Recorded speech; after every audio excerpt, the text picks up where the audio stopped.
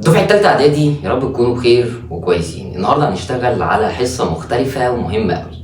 الفكرة مش مهم وقتها، طبعا الحصة متقسمة لجزئين، جزء الشرح وجزء الهوم ورك. الجزء الأهم المرة دي والفيديو الأهم هو الهوم ورك. يعني أنا محتاجك تشوف فيديو الهوم ورك الأول، وبعد كده تبقى تروح ترسم وتحل الهوم ورك. إيه يا مستر اللفة الكنافة اللي أنت بتقولها دي؟ هفهمك كل حاجة، بس هو فيديو مهم أوي أوي أوي. هنشتغل فيه على الجراف الفانكشن، يعني هنرسم، فلازم ترسم بايدك. فما تعتمدش ان اللجنه مثلا هتبقى سايبه فهتعرف، ما حتى لو اللجنه سايبه لازم ترسم بايدك. ما ينفعش طبعا ان انا احرضك على الغش ولا الكلام ده كله، بس يعني فاهم، صباح الفل. هنشتغل مع بعض حصه مهمه. خلاصه الكلام، هات معاك كراسه الجراف بتاعتك والمسطره والكالكوليتور وقلم الرصاص، ويلا بينا يا باشا نعيش في رحله صغيره قوي في الفيديو الاولاني، ورحله اطول شويه في الهوم ورك، ونظبط الدنيا كلها. يلا بينا يا وحش. اول حاجه عندنا بيقول لك ريبريزنت جراف فانكشن. انا النهارده عايز اشتغل كمان بعيد عن السلايدز دي، عايز اشرح لك كده اكننا في السنتر واحده واحده واعرفك التفاصيل. بص يا قائد، احنا عندنا الاول خالص عندنا 3 انواع من الفانكشن هندرسهم السنه دي. عندنا فانكشن الاولى اللي هي الكونستانت، وعندنا الفانكشن الثانيه اللي ممكن يقول لك ارسمها حاجه اسمها لينير، وعندنا الفانكشن الثالثه اللي ممكن ندرسها حاجه اسمها كوادراتيك.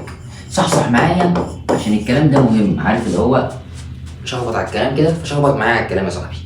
بص يا باشا، الكونستانت دي نسبة ان هو يقول لك ارسمها في الامتحان تقريبا 1%، يعني تقريبا ما بتجيش في الامتحان، بس انا ماليش فيه، انا هشرحها لك، ممكن حظك النحس هي دي اللي تيجي في الامتحان. اللينير فانكشن عشان يقول لك ارسمها جراف تقريبا بتيجي بنسبة 4%. الكوادراتيك فانكشن بتيجي بنسبة 95%، يعني خلاصة الكلام ان تقريبا دي اللي جاية في الامتحان. طب هل نلغي دول؟ لا، هنشرحهم ونشتغل عليهم، ممكن يجي عليهم حاجة كومبليت، حاجة تشوز على حسب المحافظة اللي بتبقى معاك. يعني القاهرة والجيزة عادة بيبقوا تشوز على طول، في محافظات تانية ساعات بتحط حاجات كومبليت. ماشي، عرفنا النسبة بتاعتهم وعرفنا اسماء ان احنا عندنا 3 رسومات. تعال نشوف قصتهم ايه. ركز معايا عشان الكلام ده مهم قوي. الكونستانت دي يا رجاله اول حاجه عندنا حاجه اسمها اف اوف اكس. اول شفره هتدرسها واول شفره مهمه عندنا ان انت لو شفت اف اوف اكس بعد كده، فاف اوف اكس دي تشيلها وتحط مكانها واي، يبقى اف اوف اكس يا رجاله يعني واي. ماشي، لو جيت قلت لك اف اوف اكس ايكوال 3، دي احنا اخدناها في الحصه اللي فاتت. ايه دي؟ دي عباره عن فانكشن الديجري بتاعتها. فاكر الديجري يا قائد؟ انا عايزك تصحصح كده وتفرفش معانا. الديجري يا مستر هي اكبر باور موجوده على الحرف، ما هو مفيش حرف، يبقى الديجري في الحاله دي هتبقى 0، يبقى الديجري 0. يبقى الكونستانت هي فانكشن الديجري بتاعتها كام يا معلم؟ بزيرو، وعباره عن فانكشن الرسمه بتاعتك او الايكويشن بتاعتك ما فيهاش حروف، هي رقم بس. تمام، يبقى الديجري 0 وعباره عن كده، وبتترسم على الجراف، وهفهمك التفاصيل. عباره عن خط كده بالعرض اللي احنا بنقول عليه بارالل، طبعا ده الاكس اكسس وده الواي اكسس، بارالل للاكس اكسس. ايه يا مستر العك ده؟ استهدى بالله. بص مش استهدى انت بالله، الحصه كلها والفيديو كله على ال3 رسومات دول. هقول لك الملخص بتاعهم، انت تموت نفسك تركز على قد ما تقدر. فهمت 10% 20%، فهمت كلمه مصلحه. بعد كده نبتدي نشتغل على كل واحده من دول ونرسم عليها ونطبق دول. ماشي، خليك هادي معايا كده واحده واحده. يبقى اول فانكشن عندنا يا رجاله اسمها كونستانت. يعني ايه كونستانت يا مستر؟ هي فانكشن ما فيهاش حروف، هي ارقام بس. يعني الديجري بتاعتها كام؟ 0 ديجري.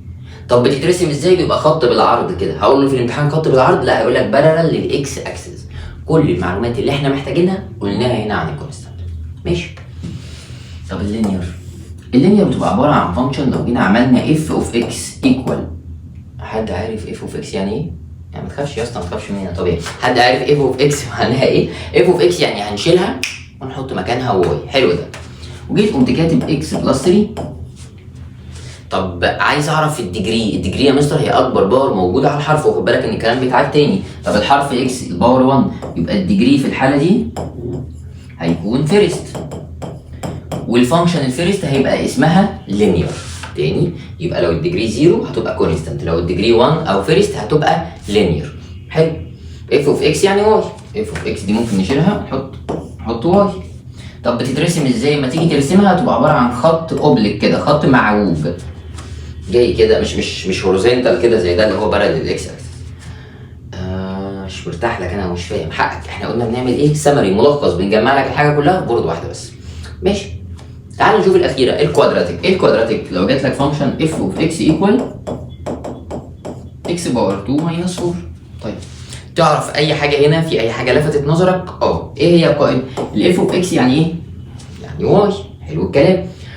اكبر باور موجود على الحرف باور 2، يعني ممكن نقول عليها ان الديجري بتاعتنا هتبقى سكند. حلو الكلام ده.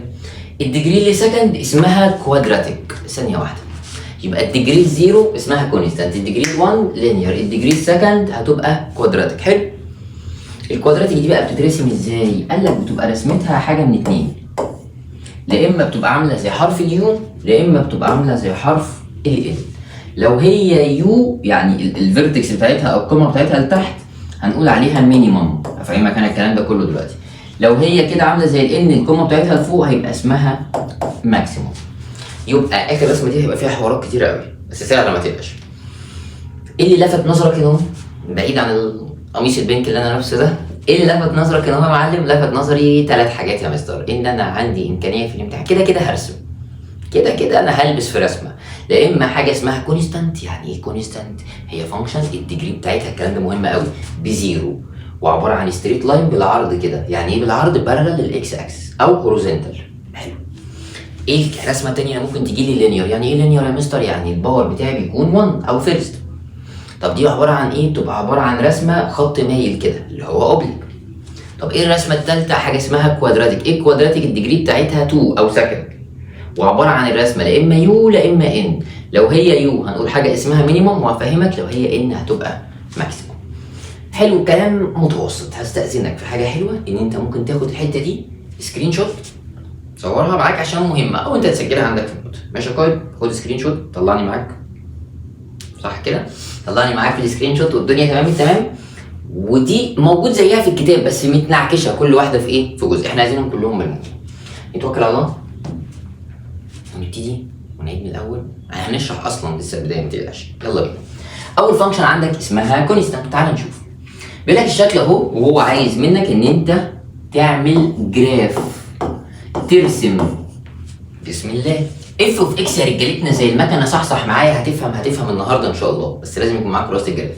اف اوف اكس يعني الديجري هنا كام يا رجاله؟ زيرو علشان مفيش حروف. طب دي بتترسم ازاي؟ هتيجي ترسم من غير خطوات ولا اي حاجه في كراسه الجراف. الاثنين بتوعك دول اكس دي ما ترسمهاش في الجراف، ترسمها في ورقه عاديه عشان ايه؟ وفر ورق الجراف. هتفهم ليه. وتحط هنا المسافات بتاعتك المتساويه 1 2 3 نيجاتيف 1 نيجاتيف 2 نيجاتيف 3 1 2 3. ده احنا هنتعذب النهارده في الحاجات دي. نيجاتيف 1 نيجاتيف 2. الواي ب 2، ادي الواي اهي. هتيجي عند الواي ب 2 اهي، وتعمل ايه يا فنان؟ بالمسطره خط بالعرض، وتعمل له اكستنشن من ناحيتين. وايه كمان؟ كل سنه وانت طيب يا راجل يا طيب، انت خلصت تلت الحصه، خلصت. ده الكونستانت بس كده، ولا بتعمل خطوات ولا خط بالعرض. السلام عليكم وعليكم السلام. الموضوع ده عشان هو تافه قوي فما بيجيش في الامتحان صراحه، بس تبقى عارف. بس كده والله، بس كده يا صاحبي، ما تقلقش، التقيل جاي، ما تستعجلش، لسه الحلو جاي. رسمنا الرسمه، جه عند الطو عمل لك خط بالعرض. السلام عليكم، شكرا.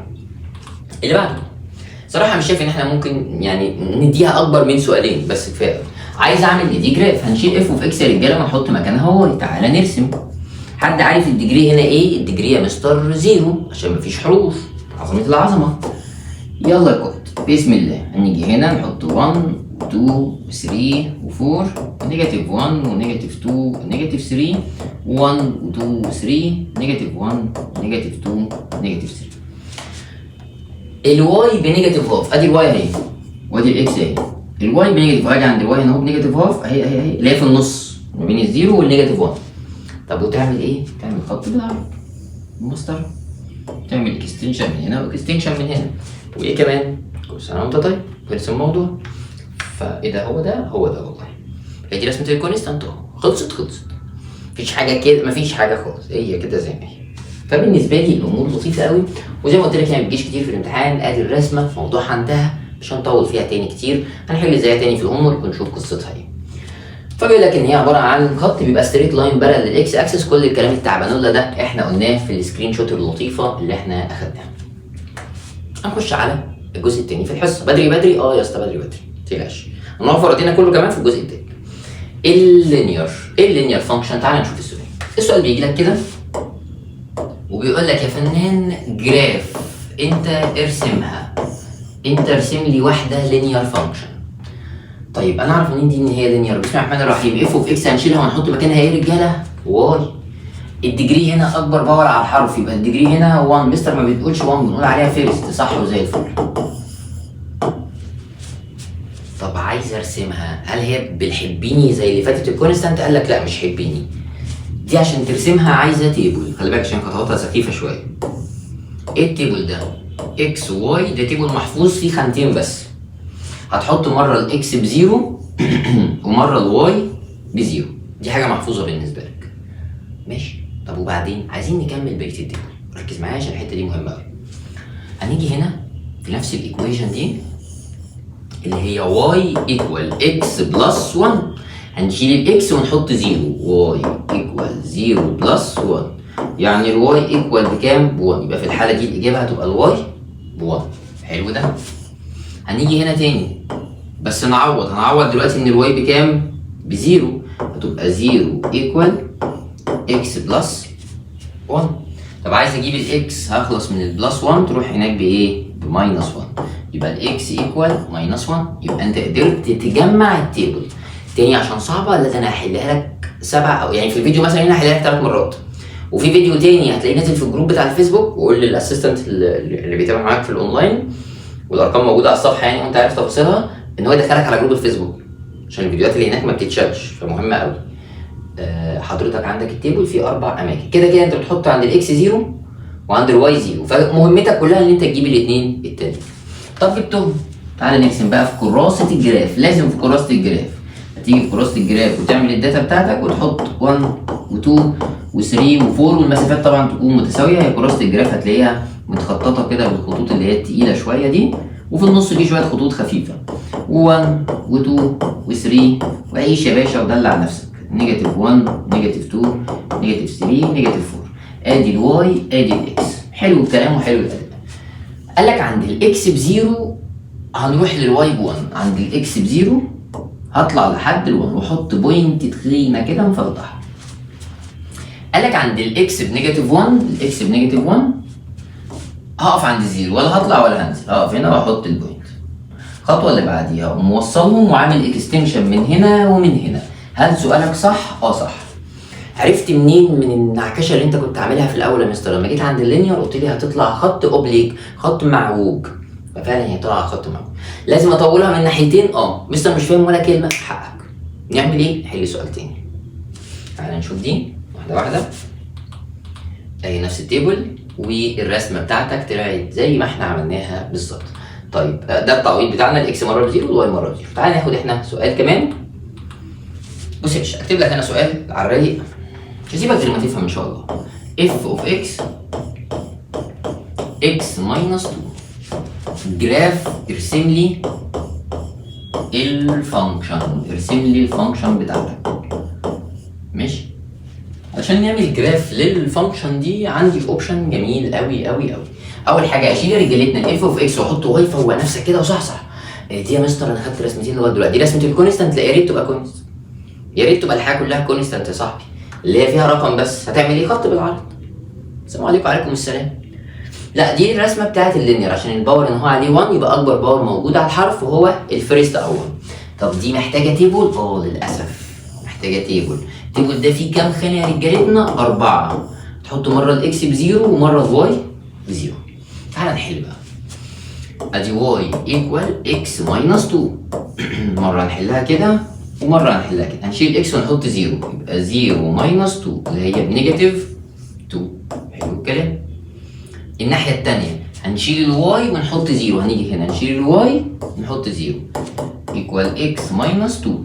هنودي الماينس 2 تروح ببلس، يبقى الاكس ايكوال 2. جمعت التيبل يا قائد؟ يلا بينا نروح نرسم.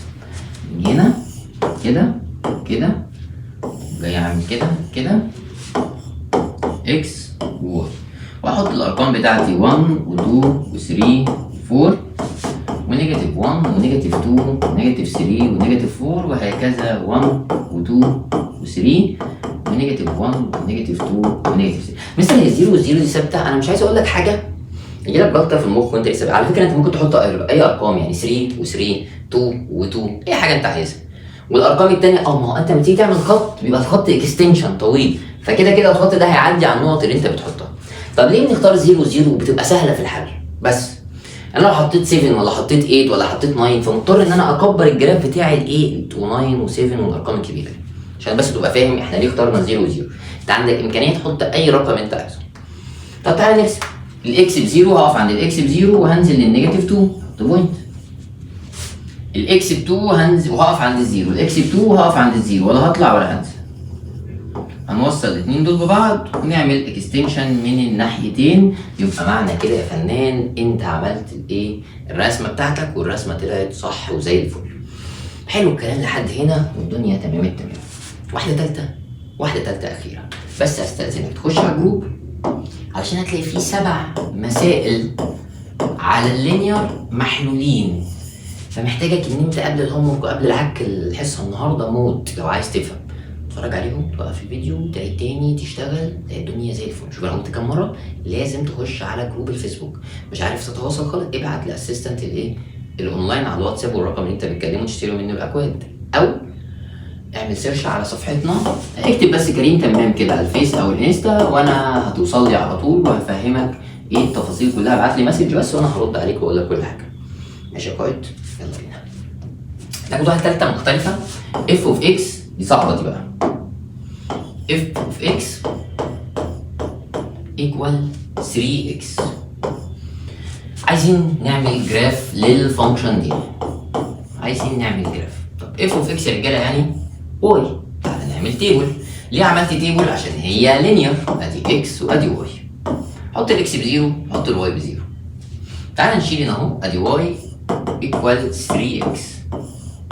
تعالى نشيل الاكس ونحط زيرو زي ما اتفقنا، هتلاقي الواي طلعت بكام؟ بزيرو. اقف بقى هنا وشخبط على الكلام يا صاحبي.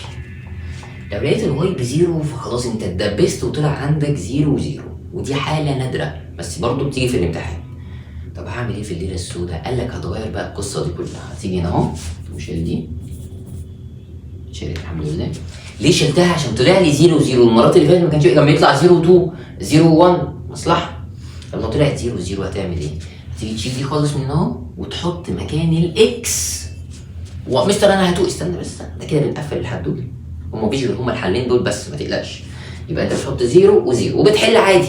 لو لقيت الاولى طلعت زيرو زيرو يبقى هتغير، تشيل بقى الزيرو ده وتغير الخطه خالص. تحط في الاكس كام يا معلم؟ 1. يبقى نيجي هنا تبقى واي ايكوال 3 ونشيل الاكس ونحط 1، تبقى الواي ايكوال كام على طول؟ 3. كده التيبل بقى كامل. يلا نرسم يا فنان اهو. طب مستر ممكن اعمل الطريقه دي في كله؟ ممكن. يعني ممكن احط الاكس مره بزيرو ومره ب1 واحل، ممكن صح وزي الفل. دي تنفع ودي تنفع براحتك. انما لو اول واحده طلعت زيرو زيرو فانت ما قدامكش غير الطريقه دي بس. هنيجي هنا يا فنان ونعمل 1 و2 و3 و4 اكس اكسس، والناحيه الثانيه نيجاتيف 1 ونيجاتيف 2 ونيجاتيف 3 ونيجاتيف 4، وادي 1 2 3 4 5، وهنا نيجاتيف 1 نيجاتيف 2 ونيجاتيف 3. 0 و0 يعني هقف عند الاوريجن بوينت نقطه الاصل. 1 و3 هاجي من عند ال1 واطلع لحد ال3، نوصل ونعمل اكستنشن من الناحيتين. السلام عليكم وعليكم السلام. خلصت الحدوته، خلصت القصه، وزي ما قلت لك الجروب بتاع الفيسبوك مهم تشوفه. نخش على الوحش. هل هو صعب؟ لا، جامد قوي قوي قوي وهتفهمه كويس قوي. محتاجين آلتك، لازم تبقى آلتك معاك. وتعالى نشوف السؤال اللي جاي في الامتحان. بسم الله الرحمن الرحيم. هتفهم بعد كام سؤال؟ التالت. تيجي عند السؤال التالت بالظبط شكرا، حصتك خلصت والدنيا تمام. يلا السؤال بيجي لحضرتك حاجه زي كده، بيقول لك ريبريزنت جرافيكلي، ارسم لي جراف حاجه زي كده. طبعا شكل السؤال يخض. عايزين نرسم جراف دي، بعد كده بيديك حاجات مش مفهومه، بعد كده بيطلب 3 حاجات: الفيرتكس، الايكويشن اوف سيمتري، ومينيموم ولا ماكسيموم. 3 طلبات. يا نهار اسود على الكلام. تفهم بعد 3 اسئله. بسم الله الرحمن الرحيم. اول حاجه هنعملها يا رجاله، هنشيل اف اوف اكس ونحط مكانها واي.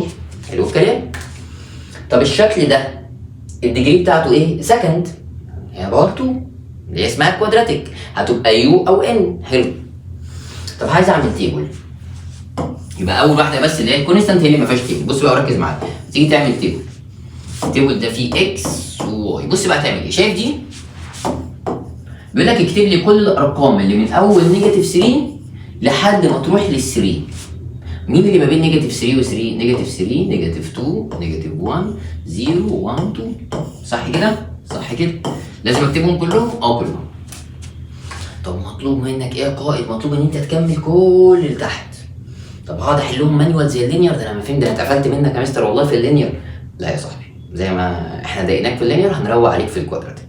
معاك دلوقتي اغلى صديق عندك في الكود ده، الاله الحاسبه. عظمه. امسك الاله واسمع بنقول ايه، وما تجودش يا اسطى. يا اسطى ما تجودش، ما تزودش من عندك حاجه، اعمل اللي بنقول عليه لو سمحت. بسم الله. اول حاجه هندوس على الكالكوليتور على زرار مود. انت طبعا مش هتشوفها من هنا، بس هو الزرار اللي جنبه مود. هيطلع لك حاجات كتيره قوي. دوسنا اول حاجه على مود، هيطلع حاجات كتيره قوي. هتلاقي فيه كلمه تيبل، هتلاقي فيه كلمه تيبل. بقى بتبقى مختلفه، في آلات هتلاقي جنبها نمبر 7، في آلات نمبر 5. المهم هتدوس على تيبل، فانا عندي هنا 7 فقمت دايس 7، فلقيت الآلة مطلعه لي اف اوف اكس ايكوال. صح يا ابن عمي؟ صح. طب مطلوب منك تعمل ايه؟ جت اللحظه الحاسمه اللي انت ضيعت عمرك كله عمال تكتب على الآلة حروف. صح؟ اي حروف تكتبها بتيجي في بالك انت ايه تكتبها. جه الوقت بقى تكتب حروف مفيده. عايزين نكتب الفانكشن دي. طب دي هتتكتب ازاي؟ عايز اكتب اكس، هندوس على زرار الفا. الفا ده اللي هو جنب الشيفت على طول، اللي هو على الشمال كده فوق. هندوس على الفا، ما عملش حاجه بس دوس مره واحده مالكش دعوه. بعد كده لو نزلت تحت خالص في الزراير السوداء، الصف الاسود اللي تحت خالص، هتلاقي فيه زرار معمول عليه قوس كده براكت، وفوقيه بالاحمر مكتوب اكس، هو ده اللي هتدوس عليه. فتدوس على الزرار بتاع البراكت، اول ما تدوس عليه هتلاقيه كتب لك حرف الاكس. يبقى انت عشان تكتب اي حرف او حرف الاكس بتاعنا بتدوس على الفا والبراكت. ماشي؟ كتب اكس. انت عايز تكتب فوق الاكس ايه يا فنان؟ باور 2، هتدوس على زرار باور 2، ده صعب سهل يعني. بعديها ماينس 4. كده انت كتبت الفانكشن زي ما هي. صح؟ صح. هتقوم قايل له اوكي قشطه. طب اوكي وقشطه دي معناها ايه في الاله؟ ايكوال، يبقى هتدوس ايكوال. هتلاقي الاله مطلعه لك رقم تحت، اوعى تبص عليه، الاله بتتكلم معاك حرفيا، هي بتتكلم معاك. بص فوق كده مكتوب ايه؟ مكتوب ستارت. عايز تبتدي منين؟ ستارت. انا عايز ابتدي من مين يا معلم في السؤال هنا؟ نيجاتيف 3، فاقول له نيجاتيف 3، فاجي هنا اقوم كاتب نيجاتيف 3. عايز اقول له اوكي انا عايز ابتدي من نيجاتيف، هندوس على مين؟ على ايكوال. هتلاقي في رقم تاني تحت مالكش دعوه بيه يا معلم. بص فوق الاله بتتكلم معاك، بتقول لك الاند، عايز النهايه بتاعتك تبقى كام؟ 3. بتدوس 3 وبعدين ايكوال. هتلاقي في رقم تالت يا حبيبي، ابوس دماغك مالكش دعوه بالارقام. هتبص فوق الاله بتقول لك عايز الستيب، عايز الستيبس، قول له ايكوال كمان.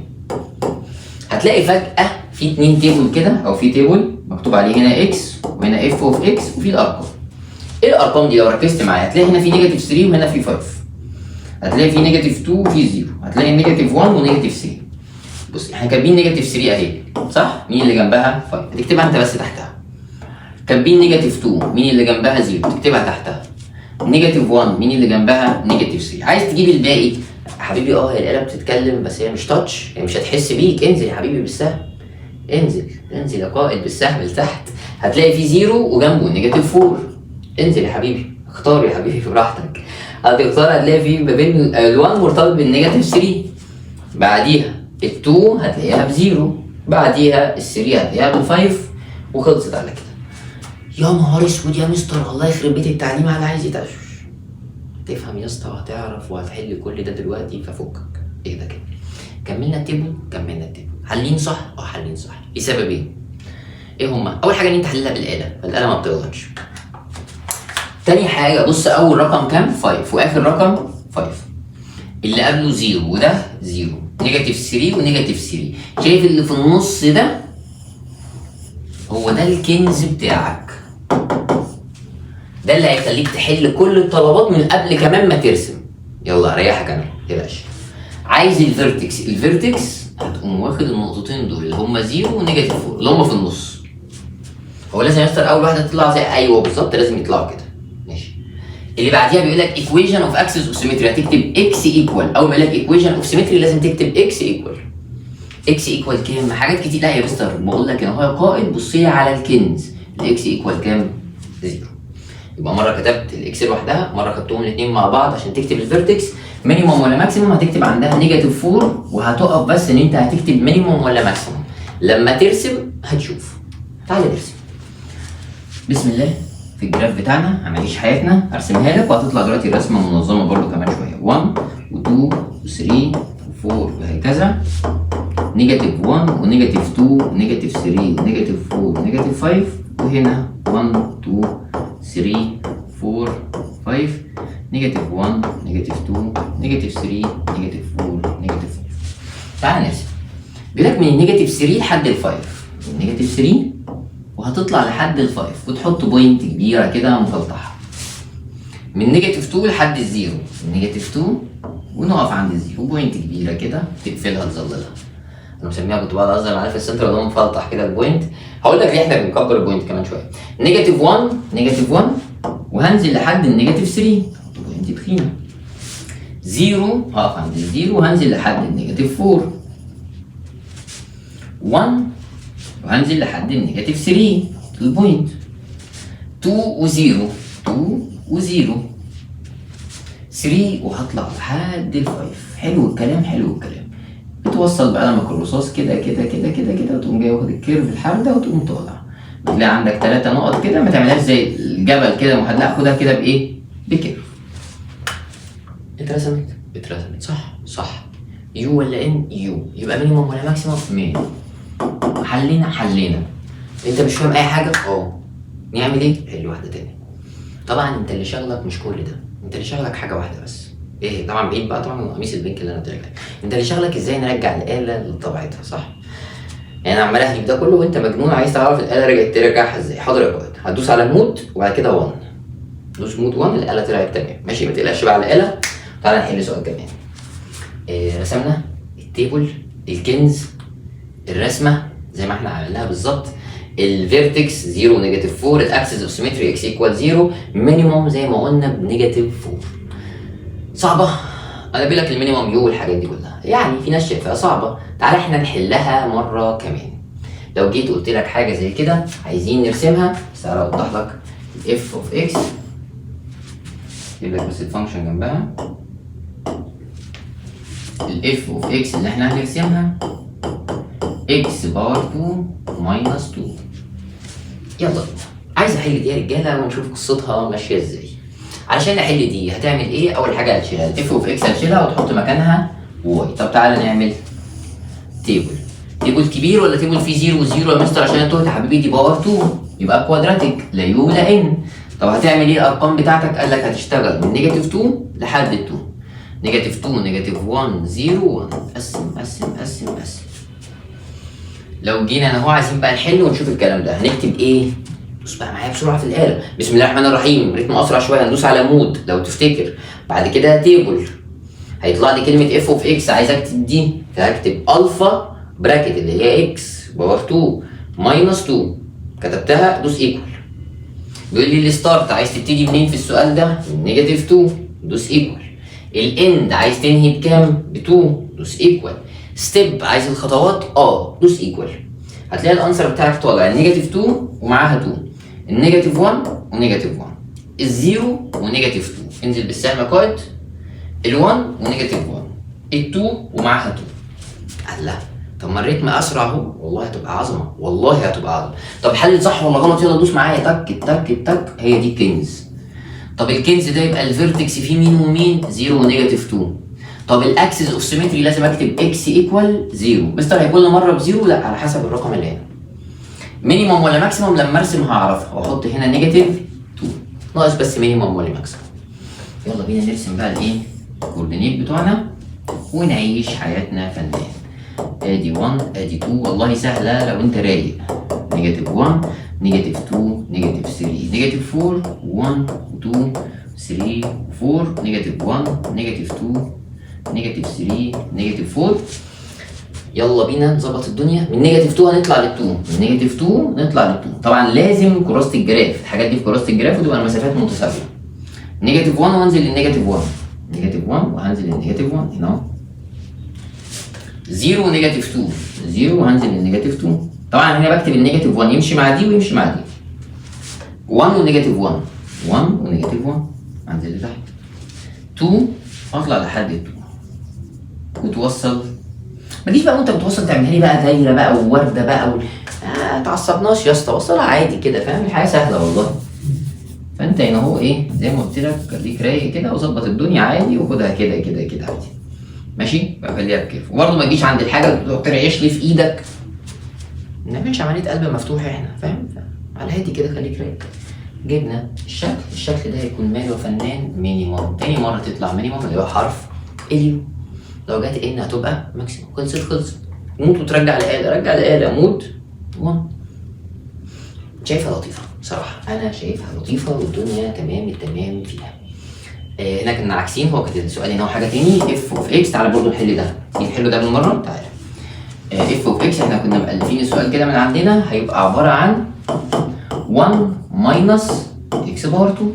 تعالى نحل واحدة تالتة كمان ونشوف رسمتها ماشية ازاي. شيل دي كده. بص يا قائد، لما نيجي نحل دي كده هنعمل تيبل. جرب معايا، فيها الاكس وفيها الواي، يبقى اكنه سؤال تالت لينا. البدايه بتاعتك منين لمنين؟ من نيجاتيف 2 لحد 2. نيجاتيف 2 نيجاتيف، اعتبره سؤال جديد. 0 1 2 ماشي. تعالى نعمل على الآلة بسم الله.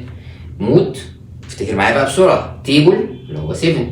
هكتب دي على الآلة 1 ماينس اكس باور 2 اللي هي الفا اكس باور 2 ايكوال. ستارت، عايز تبتدي من كام يا فنان؟ نيجاتيف 2 ايكوال. عايز تنهي بكام؟ الان 2 ايكوال. يلا بينا. نيجاتيف 2 نيجاتيف 3 ماشي. نيجاتيف 1 و0 ماشي. 0 و1 ماشي. انزل بالسهم 1 و0 حلو. 2 ونيجاتيف 3، هل هي صح؟ اهو ده الكنز. يبقى الفيرتكس عندنا 0 1. equation of symmetry x equal 0. التالت مرة طلعت بزيرو ماشي مصلحة. مينيموم ولا ماكسيموم؟ هكتب 1 وهنشوف. تعالى نرسم. طبعا هي مرسومة دلوقتي بس هوضحها. نيجاتيف 2 نيجاتيف 3. نيجاتيف 2 هنزل لحد النيجاتيف 3. نيجاتيف 1 و0. نيجاتيف 1 وهقف عند الزيرو ولا هطلع ولا هنزل. 0 و1 هاجي عند الزيرو واطلع لحد ال1. 1 و0 ده السؤال التالت بالنسبة لنا. اللي بعده 2 وهنزل للنيجاتيف 3 واقوم راسم الرسمه وموصلها تطلع حرف الان اللي هي مالها ماكسيموم. يبقى انا قلت كل التفاصيل وحلينا سؤال تالت كمان عليها بما ان دي ما كانتش موجوده فكتبناها تاني وعشنا. و0 1 و0 وكل التفاصيل بتاعتنا. ماشي يا قائد ماشي. هنخش بعد كده على الفيديو ده كده، انت تهدي اعصابك، تروح تجيب حاجه تشربها، سندوتش تاكله، وتيجي بقى تخش تتفرج على فيديو الهوم ورك اللي هنحل فيه اسئله كتيره قوي جراف ونعرفك ازاي تعمل بالكالكوليتور تاني ماشي. فاهدى وروق على نفسك، اشرب حاجه كل حاجه، تعالى كمل في الفيديو التاني.